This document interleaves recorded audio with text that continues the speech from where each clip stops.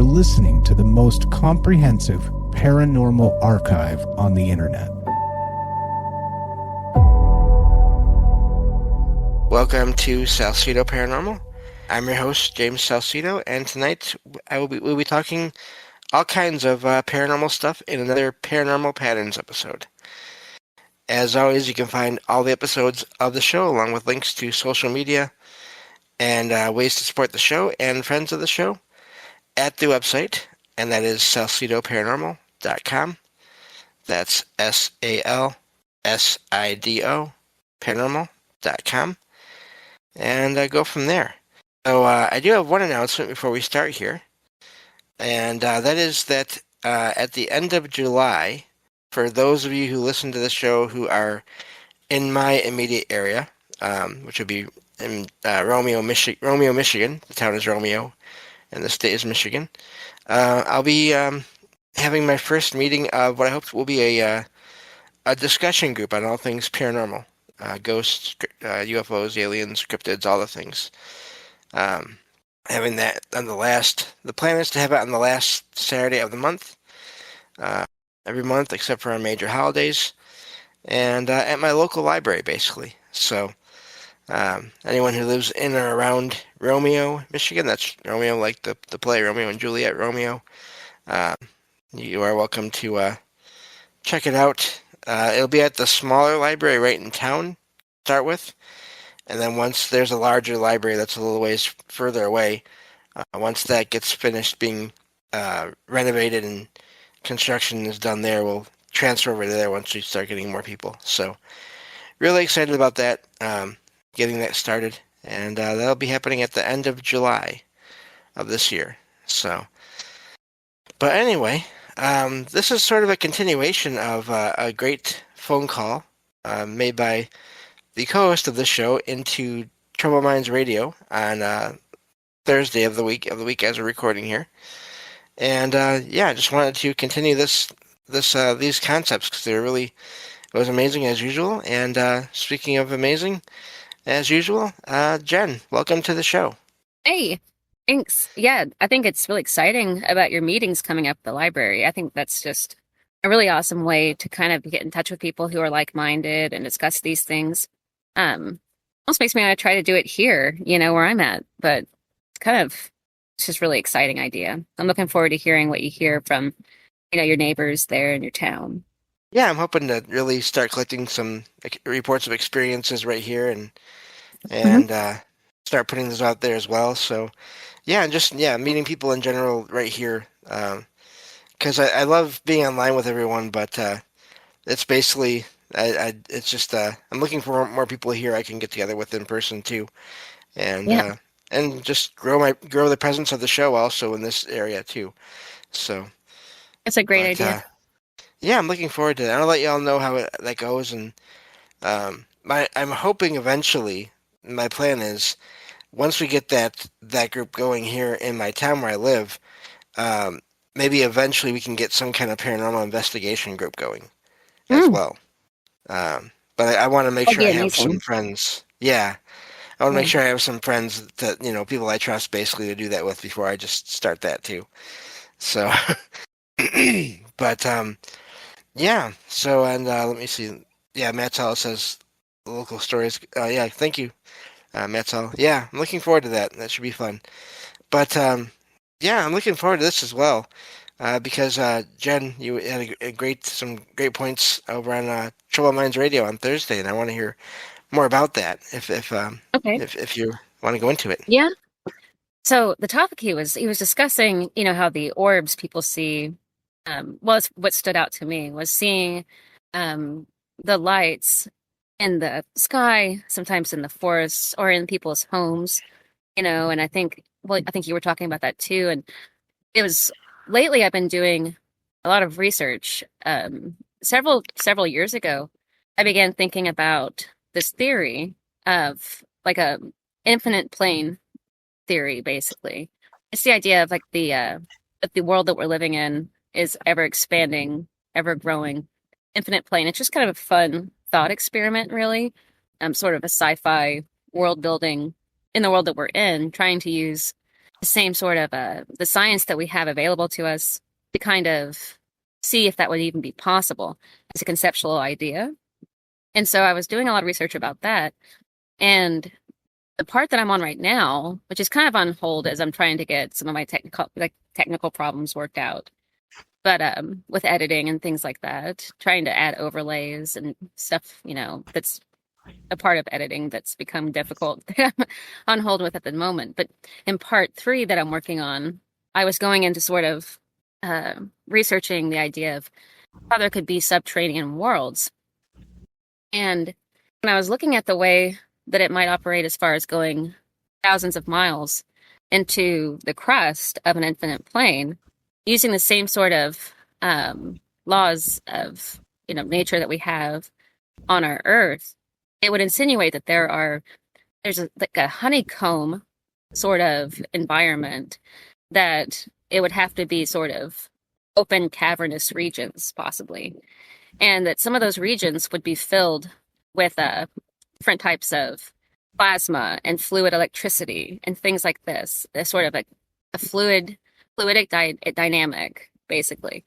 And so when I was looking into that, if you were to apply that to a zero gravity scenario, like the further you went down, the amount of mass, of infinite mass ever expanding above you and below you, that the weight pulling would cancel each other out, and that these gases would eventually be kind of in that zero gravity pulled into almost like a star, like micro stars. But then also that it'd be possible that this plasma and this fluid electricity could be sentient, which would account for like a sentient plasma. And if they were to be compressed into a tight form like that in that environment, it would look much like small stars. And if you were inhabiting those regions, if some type of creature was, that would be almost like a sun to them. But these also too could be in and of themselves able to go in between different, I guess, almost like dimensions in time by the pure, like the physics of what they're made out of. They'd be able to kind of pop up here or there. But if they were sentient in this manner, it would just mean that that plasma is the vessel that they use, kind of like the human spirit, technically, or intelligence uses a human body, but not all humans are alike just because they have a body. Obviously, there's a lot of differences across experience and age and just all these factors. And there's no single human being that you can compare to another human being and say that they are identically the same, even if they were to look alike. There's something different within them. And so, and the same with many creatures, that the intelligence of them is unique to themselves. And so you could have them all looking the same. So you would see an orb in the sky using that vessel of plasma or some type of fluid electricity, that's been compressed in some way. And then if you have that, say, in a forest or over a lake or in a home or in a bedroom, that it wouldn't mean that they could be different intelligences, but just using this variety of vessels, you see. So like it'd be that's its body basically. And it ties in very closely and fits with much of the lore that exists in the account of Iblis and the jinn. The idea in Islam, for example, they refer to the smokeless flame, and that they are basically it's primordial intelligence before biological life forms. And I think that that's what these orbs are, is that they are the intelligence that existed in this world before biological life forms were created or came into existence. So it was the very first sort of form of intelligence in life before biological life. Right. And the thing that, excuse me, first of all, I should mention, if you haven't checked out Jen's channel yet, please do so. The link is always in the description of all these shows, because she just recently started making new content, and looking forward to whenever everything works out so you can make more. But this to me is fascinating, because if it's pre-human, if it's not human yet, that means to me anyway, all these plasmas and electricities can also eventually be shaped into other creatures, not just humans, but regular animals as we know them, but also just anything anomalous that we see, like literally anything, cryptids, whatever, aliens, whatever it may be. Especially if they're able to change shape, which we hear about so much. Uh, so I think this is really fascinating. That's why I wanted to have you on here to talk about this. I really think that that's exactly possible. I mean, it would insinuate that they could um, manifest in multiple ways of expression, um, shape shifting, essentially, which fits all of those different ideas about basically master of all of the sources of energy and matter. If they are primordial in the way that we're thinking about it, they held in themselves part of the essence of what makes all other life forms, um, what how they are expressed in their vessels. It would mean almost like if they're primordial in the way that I'm thinking of it, it would mean that they contained in themselves all of the potential of other biological life forms, yet they were the essence of it. So it's almost like that. So yeah, I would imagine that they could shapeshift and take up on multiple different expressions, maybe just slightly off. You know what I mean? Right. Almost like which is often how they're described. I've heard people describing seeing certain cryptids and how they sometimes appear to be almost like a shimmer glimmer effect, Hmm. and some or that they seem to transform into like a large boulder, or they appear to just sort of meld into the environment in a certain way. Like Predator, like the movie Predator, where it seems like, you know, and I thought about that too, the way that in that movie, sort of a side note, that the Predator is, when you're looking from his perspective, it's like infrared. And I would think that, like, on another level of the subterranean world I'm talking about, and this is going to be covered in a video that I have partially done, but um, at one layer, at the top layer, I think that the beings that would exist at that level would have to have a form of infrared vision, actually, based off several different other reasons. But I'm going to go into those, in that video. But I'm not even sure if you were to think about it, how these plasma beings would see. It would almost be like they just kind of absorb the environment around them in a way and just perceive, Yeah. like, how they're viewing the environment whenever they do come in contact with our world, Well, which I and believe they're completely native to, you know. yeah, I've heard different cases of paranormal investigators where they set up those infrared cameras and they get EVPs talking about how they don't like the light, like these whatever these voices are that are caught on audio recorders. They'll make references to, you know, we don't like that light or turn that light off, which is just fascinating because Yes. that's not just random words. That seems like it's intelligent there. Yeah. Well, absolutely. I would say that, like, almost a type of super intelligence, to these beings, as far as what we consider intelligence, almost like that they're perceiving the environment at a hypernatural level, of, all these different elements of whatever it would be like to be disembodied plasma, sentient plasma, shape shifting like that. But Right. almost able to take on the appearance or semblance of other things around them, which is often described in some accounts where people think they hear or see someone that is in like in a group when they're doing investigations, or in a household that's been haunted by some type of energy force, where they have that sort of account. But no, I think that that's very conceivable. No, there's no reason to not think about that. But Yeah. Also, Matt Hall in chat says Will o' the Wisp. Yeah, definitely a version of that plasma that could be out there. Of course, he says also Gen equals fire. I agree. The Emerald Tablets of Thoth, I always forgot to say that, talk about formless beings. So you have, again, with what you mentioned, Jen, and then Mattel there, all these references all around the world to these formless or shape-shifting yeah, beings throughout time.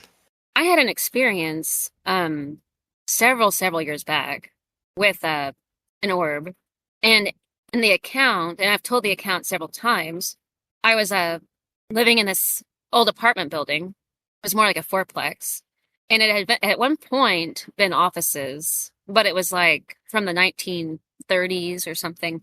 And it was a really neat apartment, and it ran kind of a shotgun style. So it was like if you open the front door, you could see all the way back to the end of the Hmm. apartment. And in that apartment, in the dining room area, I had this long table and it had people over, and some of my roommates were there, and then there were a couple of guests.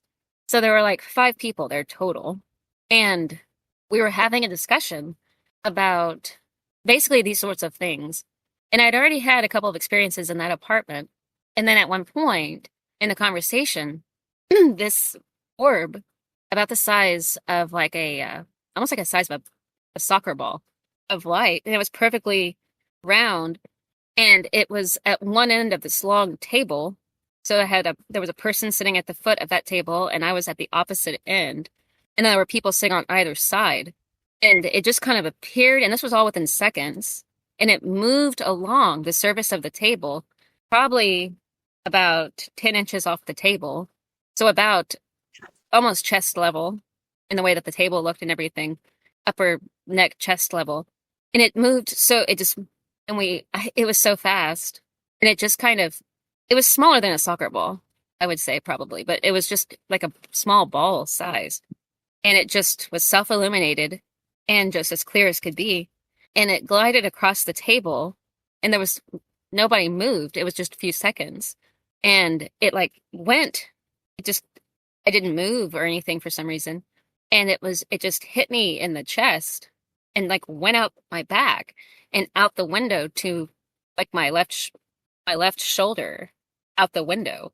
And it was so quick and so weird that nobody really reacted to it initially when it happened. But then within like seconds, I was just like, we were all looking at each other and just like, what was that? What was that? And it's it was so weird and what I felt was like being mildly like a light electrical shock Yeah. is what it felt like. It's like if you were to touch a live wire, that's what it felt like. And I kind of think that that's exactly what I'm talking about, what they are like. And I think that was actually really awkward, and could have went, a different way, because I could actually feel almost like a type of electricity off of it, like it raised the hair on you sort of thing. And it was just for the longest time, you sort of just push it out of, because you don't have a good explanation for it. And years later, you're still like, what was that? And I looked into it and, explanations of things like ball lightning, and none of it really made sense, though, compared to other things. It was just an orb, but a very visible, large orb. I don't know why it was Yeah. there or what caused it to be there, but the energy in the room sort of escalated before it appeared. It was a very, intense conversation going on at the time. And the person at the end of the table, I didn't know well. And it was just kind of this weird scenario.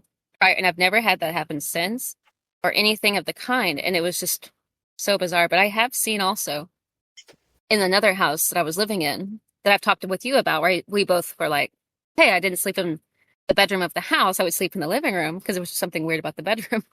And we shared that in common. And in the house that I'm talking about, there was not in that room, but there was another room that was in the middle of the house that I had a roommate eventually move into. But prior to them moving into that room, I had tried sleeping in that room. And in the middle of the night, I was like not quite asleep, but going to sleep. And I saw and heard like these, almost like an old fashioned camera flash sound, like you can imagine the sound. And I saw sparks of light against the far wall. And it just absolutely no explanation for it at all, but very similar thing. But I actually even heard it and saw it. And it looked like multiple pops of light, but not like an electric. This was out in the middle of the room against the far wall, but not against the wall. It was just like out in the open air, almost like a open air electricity or something. It's hard to explain it, but Um, there were no outlets or anything like that. There were no live wires or anything like that. But that also made me led me eventually to what I'm thinking about now with what I'm talking about. Yeah, that's funny because it's one of the things I forgot when I guess when we were going over my experiences here in this apartment is once in a while, and especially a couple of years ago, there was a point, I don't know, a couple, 3 years ago where I was getting over being sick with some kind of, I don't know, flu or something like that, like stomach flu kind of thing. And there was this one night I was sitting here and I was talking with people online, and I saw like just these little dots of light in the room in front of me appear and then just curve off and then vanish and just like over and over again here and there. And then eventually they faded and everything and then it all stopped. Uh, so I've seen lights here as well in this apartment. Just I it's I guess when you have so many experiences you just forget when you're talking about them until No, things yeah, remind you.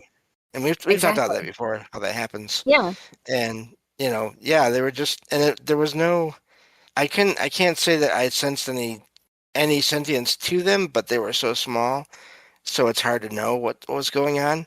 But I mean, for all I know, there could have been. And it's weird because you would think if it was something to do with some kind of logical explanation in the apartment, you would think it'd be happening over and over again until I had looked into it and it was solved or whatever, like the electrical stuff, or that's you the would think there'd thing. be, but it was just like here and there once in a great while. And then especially that time when I was getting over being sick, which, sort of altered state of mind and body, maybe I was able to pick up on them better at that time as well. Yeah, I do think that that has something to do with it. Being in any kind of sort of altered physical state even could help it, to be visible. At the same time, um, having this happen and then not having it happen again. I mean, it doesn't immediately discount anything, but having never had it happen before and you encounter it, because there's always the first time. But in these cases too, I never had a second time, so I don't know Right. I don't know why, um, what was going on that caused it. And I've seen shadow figures and things like that, which is like the antithesis of this, which is Hmm. also really interesting. But it could also, I mean, if you consider things like dark matter and things like that, um, it could be a form of light to themselves. Because there's this idea of, as far as like how humanity sees the light spectrums, and we've talked about this before on Mike's show. And Hmm. I've always wondered if, things that might be presenting on a certain light spectrum would appear as the deepest darkness, almost darker than the dark, but actually as a form of a light, a light spectrum. So I've wondered Right. about that too, and how that would affect how we see these things, um, how we see these possible intelligent beings or just manifestations of energy that we're unfamiliar with. But yeah, essentially just that they are pre-biological life form intelligences that are natural to this realm, and that they are able to somehow interact at this plane um, comfortably, or at least for short periods of time, or completely natural to it, and popping in and out of our visual perception. You know? Yeah, and I can imagine that because I've found here and there accounts of people saying I saw, let's say, like an orb. Excuse me. I saw an orb, but it was a shadow. It wasn't a light. And sometimes they'll say I saw it and it had bumps or spikes or tendrils coming from it. There's one I found a few years ago where someone said they saw one of these things basically fly into the an outlet to power outlet on a wall. So That is so again, wild. yeah, it Because I had really is odd. seen, I think I gave this account too, where there was that same apartment that I'm talking about. What appeared to be, the room was low light. So the lights were really low. And I could see almost like what looked like, you ever looked at those magic eye pictures? You know Yeah, what I've I'm seen talking them. Yep. about? Yeah. Almost looking at the room like that, and could see, and I described it, and I'd never heard anybody really count for it, and I'd looked it up. But it looked like pufferfish, almost, if that makes Mm, sense. Sort of like yeah. many of them, just sort of in against this. wall around like one of the doors, and then it was like they're floating out in the air like fish, like almost like that, like the way that you see fish in an aquarium or something, moving through the air, and it only lasted for like a few seconds, and then I just I didn't you don't know if it's something your eyes are just kind of, and I never saw that again either, but again I don't know if it has something to do with the energy field of because a lot of things with the in the spiritist movement and in paranormal investigations and a lot of things that are really a part of that science, I guess you could call it, is considering things like underground water or any type of even anything generating energy in that environment that would have some kind of effect that could be affecting the physical environment and the mental state as well, but could cause people who, might be looking for such things or not looking for such things, but for that to happen. Like with that light orb scenario across the table, there was no anticipation or expectation. This wasn't a seance or anything. There was no Right. expectation of seeing anything. And in fact, during seances, I've participated in quite a few, things are photographed and recorded, but rarely, I'd say like the only time I ever saw anything actually physically happen or manifest was bizarre, like a poltergeist activity, where things would be in the room, sort of lights. There was an occasion where a plug was pulled out of the wall, turning a lamp off with no explanation for it. None of this can be proven or anything like that. They were just accounts of what happened. And in photographs, which we frequently photographed these seances and things like that, you would see orbs in the photos, and it would just be like these small lights around like the table, and this was typically done on like a phone, and they'd be just there for that. But this was I guess you would say as advanced as we could get with it. So we would have audio recordings, taking photographs and things like that, putting them into like different light spectrums, looking at it that way.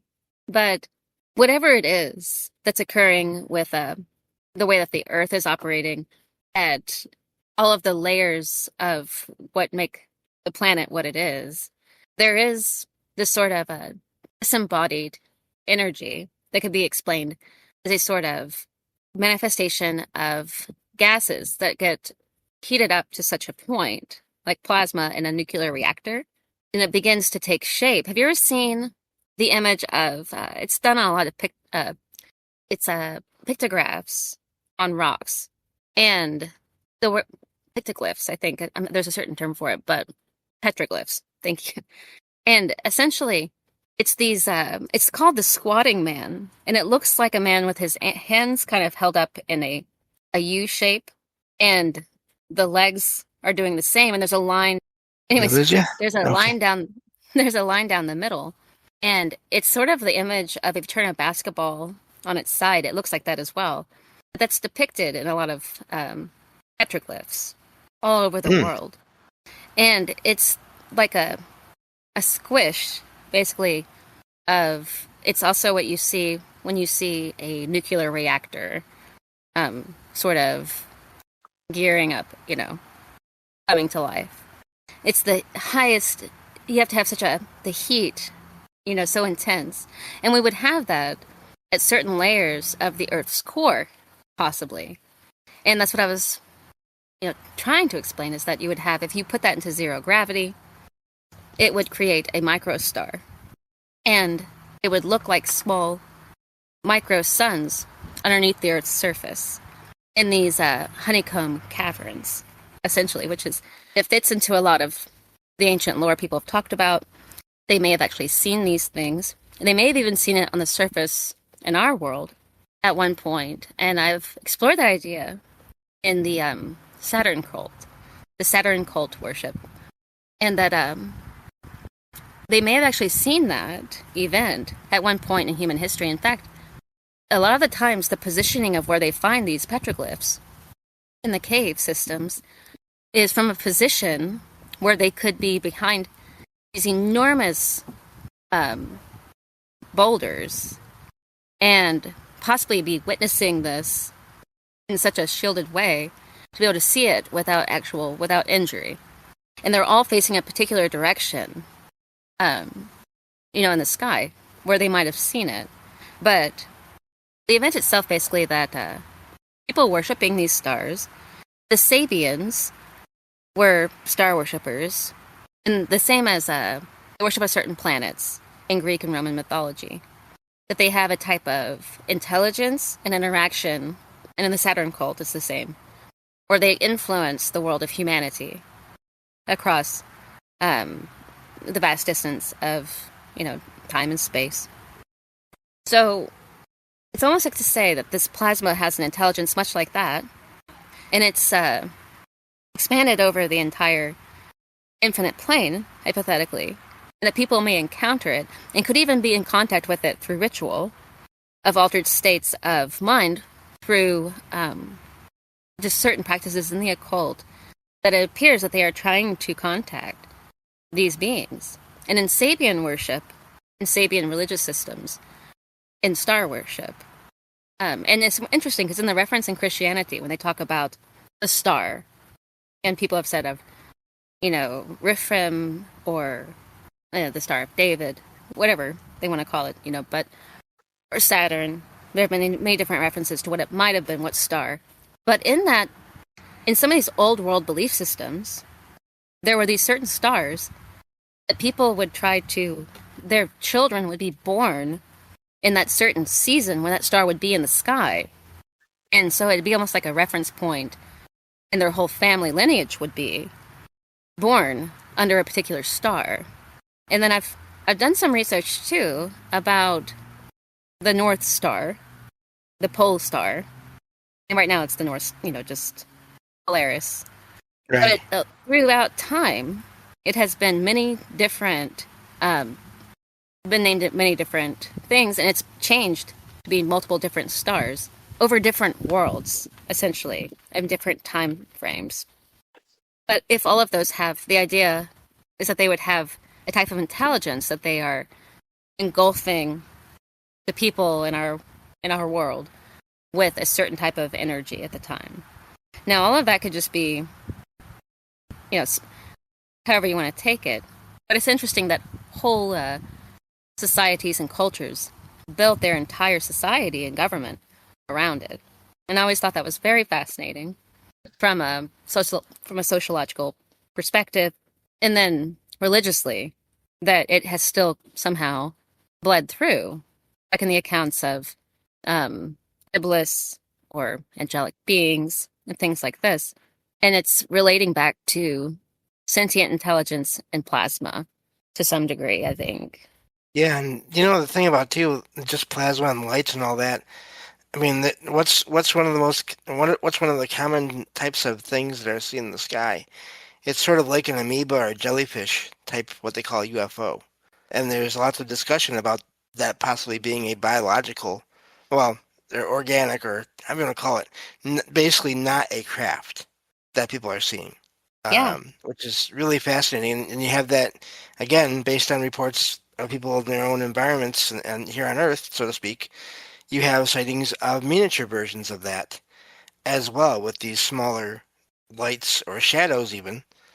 And it makes me think, too, of things that I've read in reading the whole nonfiction works of Charles Fort, where he talked about these massive shadows going over parts of this planet, and them looking like almost similar, where they have these weird shapes to them.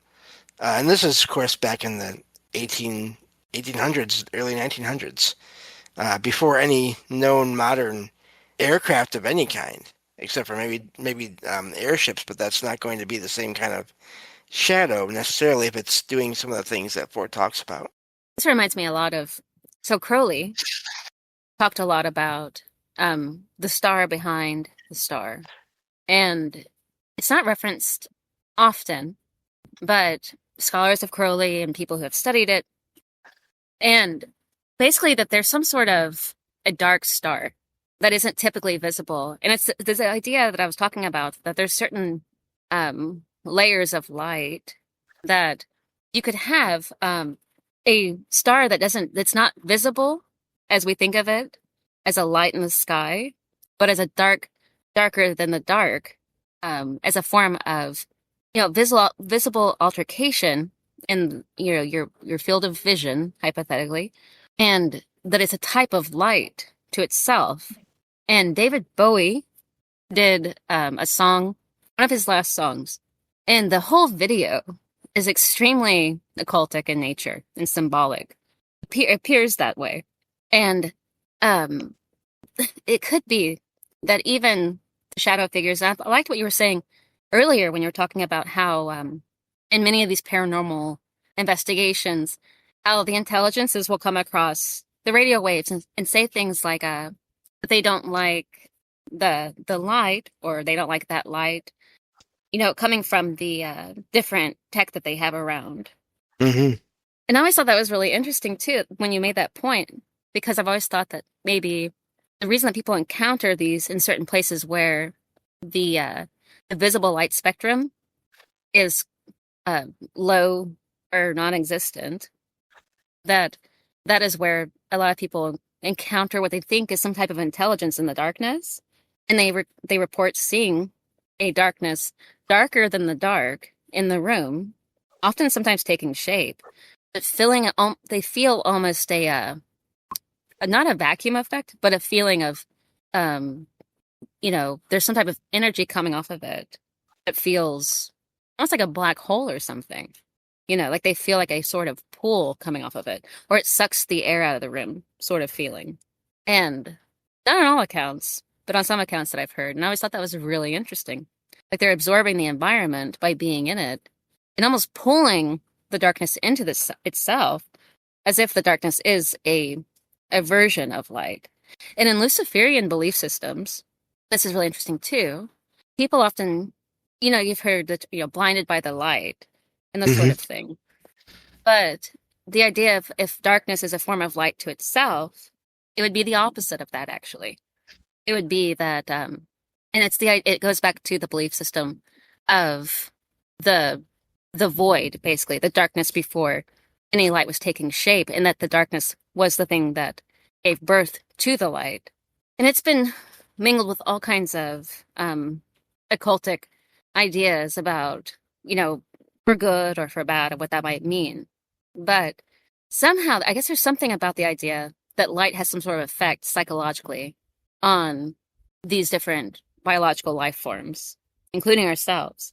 So if you were to take, for example, watching a television screen, and the kind of light coming off of it, and the type of information that could be transferred through the light from seeing it, or that's, there's something to do with just how it's carried to the mind as well, that it could alter the brain waves or something of the, whatever biological life form is taking it through, not just the eye, but I don't know, it would insinuate so many things that I guess we don't really think about very much, but I don't know.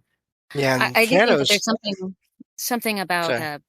oh no, not at all. Just that if the earliest belief systems that we can find on the planet are referencing to some sort of belief in plasmic life forms of a type of plasma, like this intelligence from a primordial energy that carried the intelligence that is somehow within all the organisms on the earth, and to some regard, and able to interact with them and influence and affect them in a way.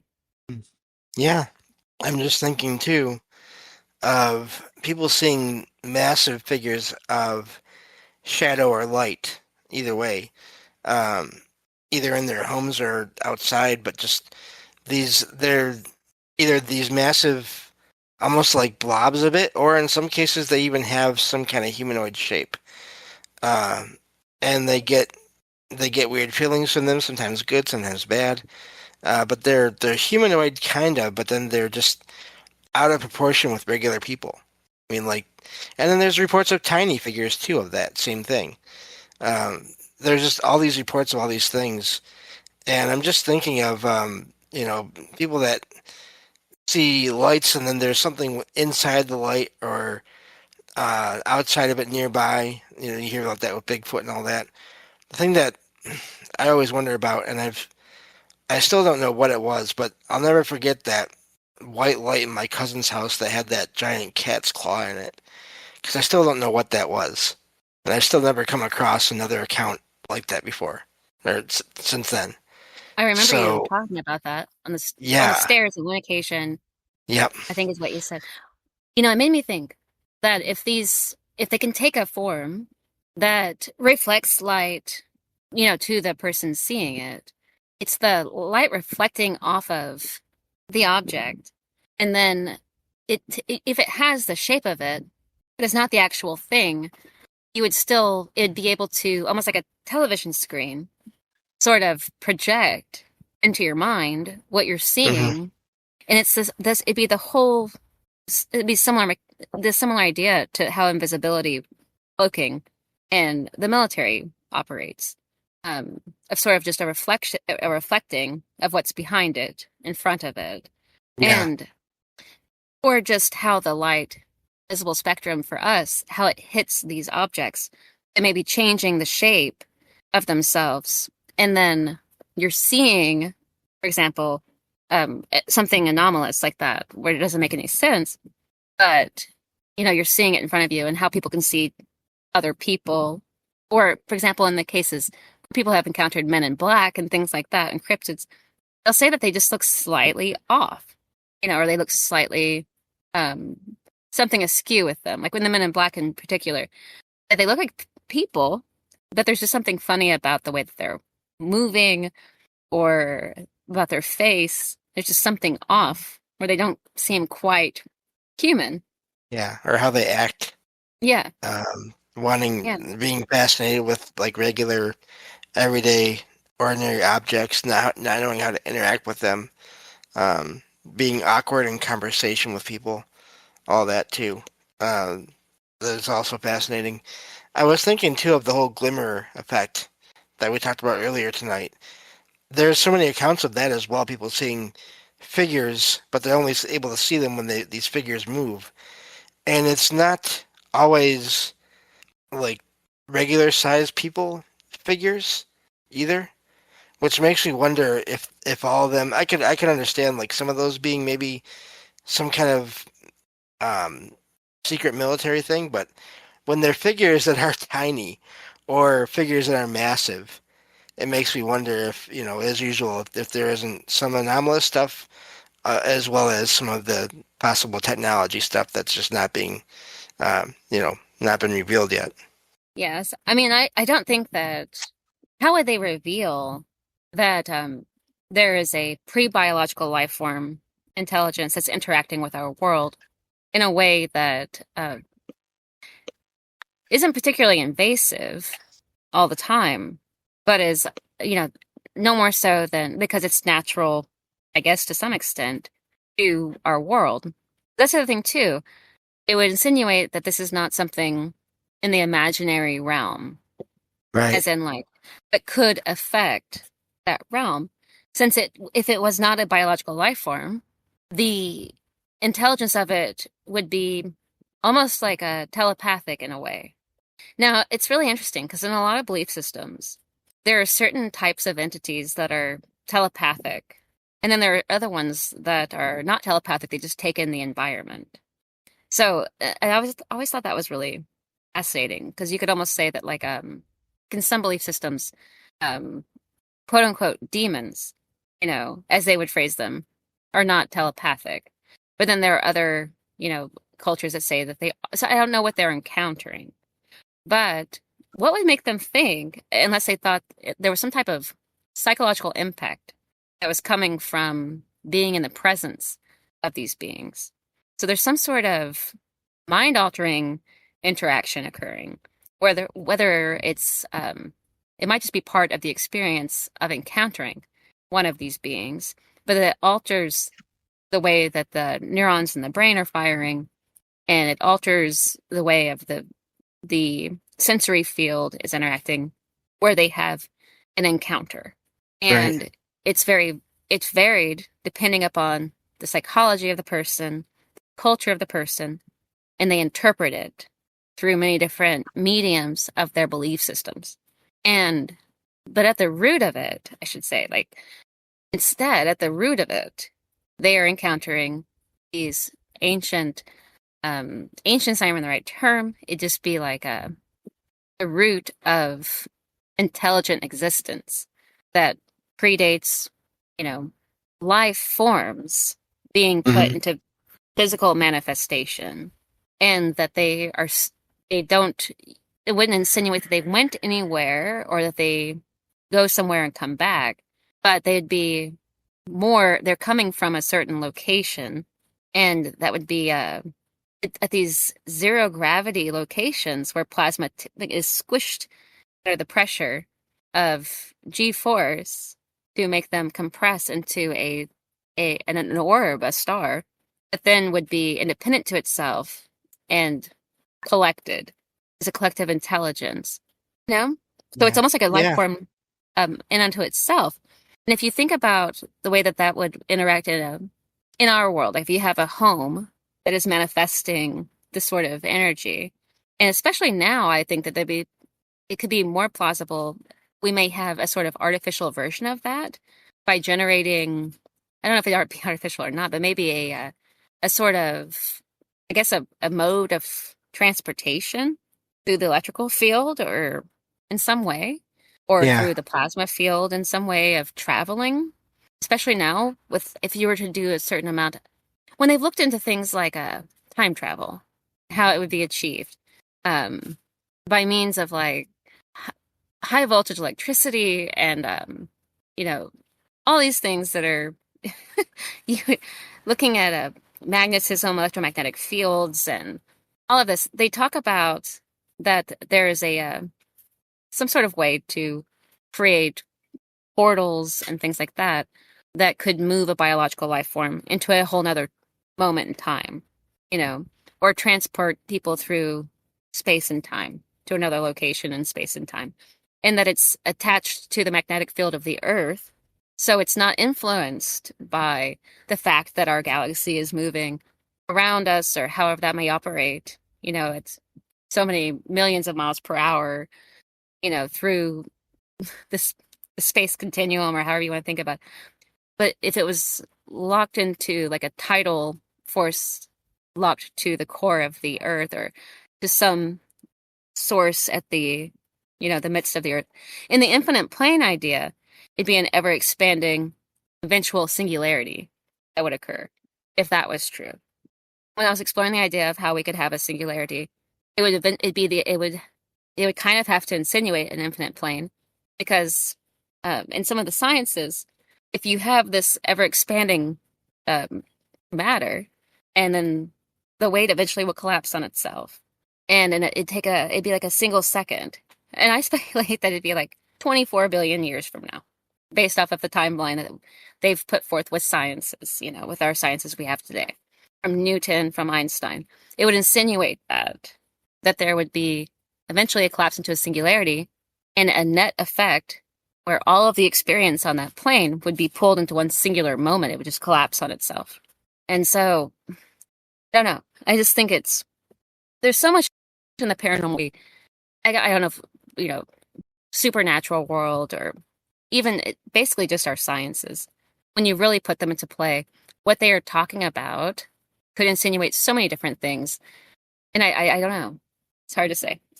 Yeah.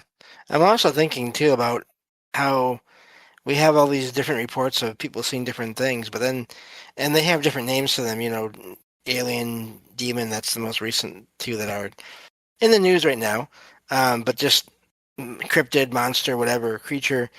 And then there's people that I've found experiences that people have had where they have no idea how to describe whatever they're seeing, and they just say it's this featureless humanoid solid figure. In many cases, in some cases, it is somewhat transparent, and they don't have a one of the usual sort of cultural or religious names for it, and it doesn't appear like any of those other things. And I always wonder, is that because of that sort of telepathic contact where when people are seeing sort of a blank figure, it's because they're not thinking of any of these other things, and so this entity, whatever it is, doesn't have those forms to take, That's or really neat. doesn't. Yeah, because I've found several of these experiences where people see these just white or gray humanoid shaped things, but then they'll have like no no mouth or no eyes. Yeah. Um, and so it's just like, well, that sounds almost like a blank slate in a way. Yeah.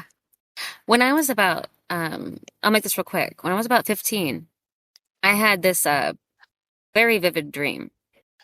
And in it, and this has never really happened since or anything, but I encountered this being in my dream. And I still remember it all to this day. And I'm not going to go and tell the dream or anything because it's like, it was just this, a dream. So it just all kinds of, but at the very end of that dream, I was like, I was in the woods and I saw this figure and it was sitting up on like this huge like stump of a tree stump. Hmm. And it didn't have, at the time I encountered it, I watched it move and interact in the dream and sort of communicate emotional, like, it Hmm. was a type of telepathic communication, like in the dream. But, and I thought that I saw it even in the dream.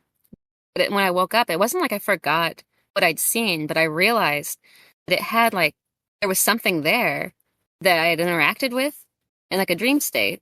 Um, Basically, it's the same thing that you're talking about, where there was no distinctive features, nothing to tell me what that was, but almost like a blank slate. Exactly. Right. Like I don't remember what I saw or what it looked like, but I'd seen it. And how do you see something that you don't see? Right. Because I did. Somehow I did see something there that didn't have it was like I was seeing it was invisible, but in the dream I could see it and its intention and what it was trying to communicate. But very much like that, almost like and I didn't even see a glimmer. I definitely saw it clearly, but like in the dream. But almost like what you're describing with people encountering what, I think that that's what it looks like. Essentially, you don't, like it's no way to explain what you saw. So you can't Yeah. say what you saw or what they looked like, just that you saw something that had no, you saw it so well, but then can't describe it.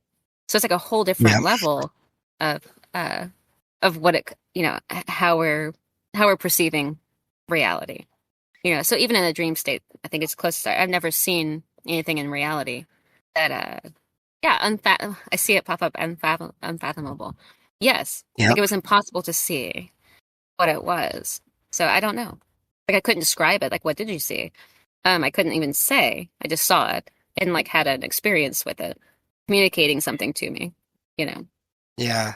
I found an account of one of these sightings of one of these beings where there was this person that when they were a kid, they woke up in the middle of the night and they were in their own home and they saw one of these figures in their bedroom doorway.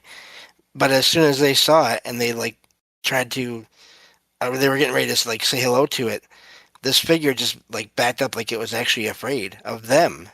And it just makes me wonder how often, as usual, how many of these accounts of experiences, we always think of how frightening they are to us. How many of these experiences are frightening to whatever else is out there too?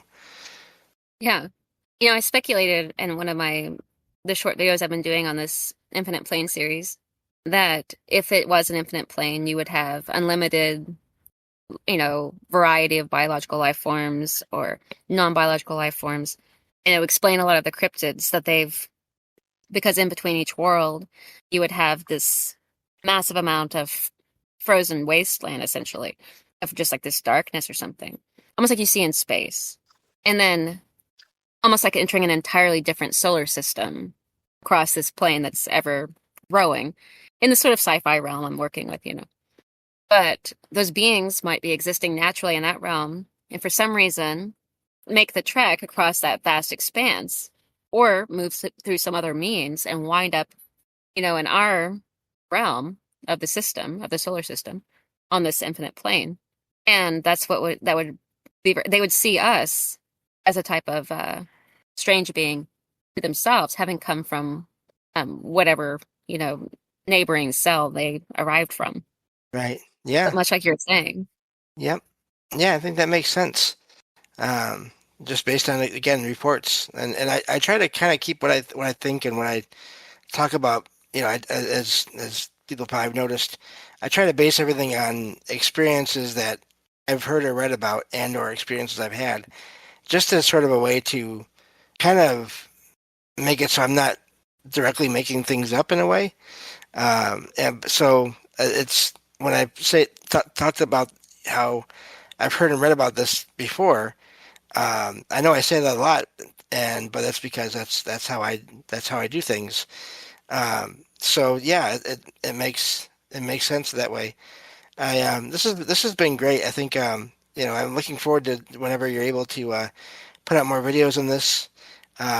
So and I think so we have a couple of options for topics on future shows here, Jen. I think the next one I'd like to cover with you. Next episode that we do will be another revisiting my experiences. But the one after that, I was thinking of covering graveyards, cemeteries, uh, and all the weirdness that goes with them because they're not always all haunted, or if they are, there's some that are said to be a positive energy, and then there's some that are said to have negative. And I thought that'd Right. be a good conversation to have. I'd really enjoy that. Um, what? Well, yeah. So I've recorded. I have the whole video done, and then I'm just trying to do. I was trying to work on editing overlays and things like that to try to show a visual representation of what I'm trying to explain. Hmm. But I ran into a lot of issues with editing and with the memory in my laptop. Kind of, had a lot of issues. I told you about the battery Right. life, and then like that, so many other things. And then I was working with my phone, trying to make that work. And then, so just a huge amount of like technological hiccups that came up with all my devices. I Right. have all of it done, and and half of the video is edited. And it's not even a long video, it's like 7 minutes long, is what it will be, most likely. And I'm hoping to finish it tomorrow and get it completed. But it's just taking forever working through. Yeah, it does. Because I'm trying to add in visual represent. Mike said editing sucks. It takes so long. Yeah, because I'm just basically trying to put in visual overlays at the exact moment when I'm speaking about it that I am looking at on my screen, and I didn't have my like. Anyway, just all these different things that are taking forever to to put out. But the content's already there. I already have all of that. So I already have, you know, the actual substance of the video. I just have to like put it all together. So I hopefully to do that tomorrow. But I actually have all the way out to like part 8. So I already have like thought about, because I've been thinking about this for a long time, and I had taken a really long break from doing it, and I've actually compacted them all into these small, very as concise as I could get them, little clips. But I'm hoping to get those out, and hopefully one more than one video a week, but it may look like that. I was hoping to do more than that. At first I was doing pretty quick, but then I wanted to start, of course, you get ambitious and you're like, I want to add in some more visuals and things like that, trying to explain things. I'm hoping to get that all summed up here quickly. And thanks for having me tonight, and I really enjoyed talking about it. I'm looking forward to hearing about your paranormal group and what happens with that. And also your the talking about your experiences. And then after that, the graveyards. I'm looking forward to that. Yeah. Yeah. And we still have the 3 o'clock thing to cover too for another topic-based show. But Yep. yeah. So thank you, and I'm really looking forward to again your videos whenever you're able to put them out. No rush. I know it's like you just said, and everyone in chat is agreeing with you. All this stuff is takes time. That's why I only do audio because I can't even imagine dealing with video. Yeah, I But really yeah, wanted to kind of just guide people more through the ideas than just, so I wanted to try to add in a lot more visual elements, and that yeah. got complicated. But thank you No, so you do much, and you have a amazing. great Yeah. Thank you. You do amazing work, and I'm always looking forward to whatever you put out. And yeah, thank you again for being here. thank you. Have a good night. You as well. And yeah, thanks to everyone there in chat. I see you all there. Uh, Ricky, Matt's Hall again, and Mike, hello. Uh, MJ, let's see, Derek is also there in the listening in. But and if I missed anybody, I apologize. Kind of working with some defective visual sensors, you could say. So anyway, let me see here. Thank you all for being here. Let me get this command ready to stop the video recording. And thank you all for being here and listening in. And I will talk to you all next time on Salsido Paranormal. Take care.